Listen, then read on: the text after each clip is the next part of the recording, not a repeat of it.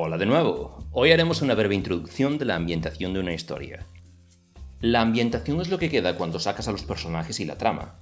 Es el conglomerado que forman los lugares en los que tiene lugar la historia, el marco sociocultural de la misma y otros detalles que condicionan el desarrollo de los acontecimientos. La ambientación interactúa con los personajes y el argumento, pero por lo general su carga narrativa es mucho menor. Tienes que darte cuenta de que, por lo general, tu público va a querer leer historias de gente haciendo cosas, y va a importarle bastante menos la cantidad de argón que hay en la atmósfera de tu planeta alienígena o por qué los Lindworms de tu historia no son considerados taxonómicamente como verdaderos dragones. Debido a esto, al contrario que el balance entre personajes y argumento, la complejidad en tu ambientación no tiene por qué tener mayores ramificaciones sobre el tono y el ritmo de tu historia.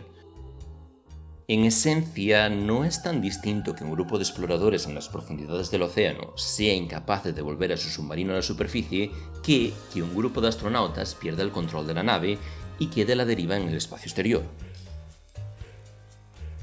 Por supuesto, hay una excepción notable a esto, lo que se conoce como historias high concept. En este caso, la ambientación es tan particular que absorbe enteramente el argumento y se funde con él.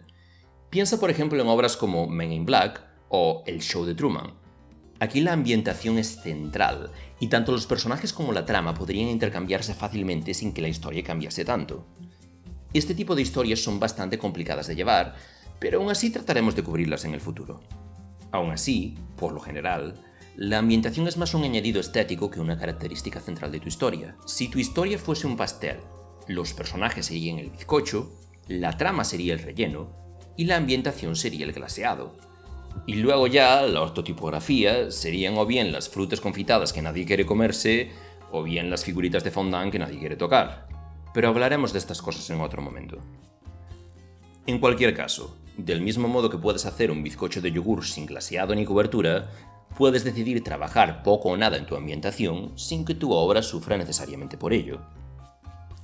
Si no te centras en la ambientación, el lector va a asumir por defecto que el marco en el que tu historia tiene lugar es exactamente el mismo que el que experimentan personalmente en su día a día, cambiando solo las pequeñas diferencias que se sacan a colación durante el desarrollo de la historia.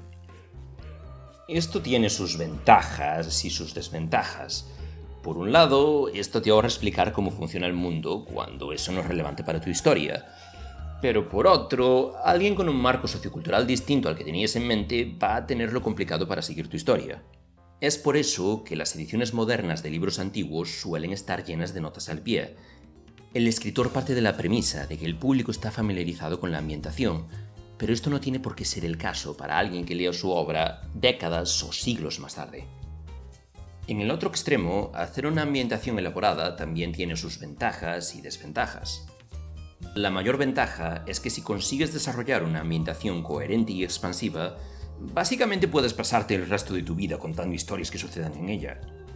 Cuando el mundo que has creado alcanza masa crítica, no vas a ser capaz de explorar todos sus matices en una única localización con un puñado de personajes, lo que abre la posibilidad de escribir distintas historias en distintos lugares, en distintos puntos del tiempo y desde distintos puntos de vista, todas ellas conectadas y envueltas por la misma ambientación, lo que además da al lector una sensación de familiaridad. Obras como Mundo Disco, varios de los cánones de los cómics occidentales o las obras impresas de Toho Project sacan el máximo partido a este tipo de ambientaciones. Sin embargo, hacer ambientaciones complejas acarrea el riesgo de robar demasiado la atención a los personajes y la trama. Que hayas escrito páginas y páginas sobre cómo funcionan las leyes de la física en tu universo de ciencia ficción no quiere decir que puedas soltarlo todo de golpe sin que quede forzado. Es mejor ir soltando detalles y curiosidades aquí y allá, o bien cuando el curso natural de la historia los hace relevantes, o bien como decoración de fondo en escenas de transición. Recuerda, no le pongas demasiado glaseado al pastel o lo único que comerás es azúcar. Y eso es todo por hoy. En el próximo episodio os daremos un par de consejos sobre cómo desarrollar vuestras ambientaciones.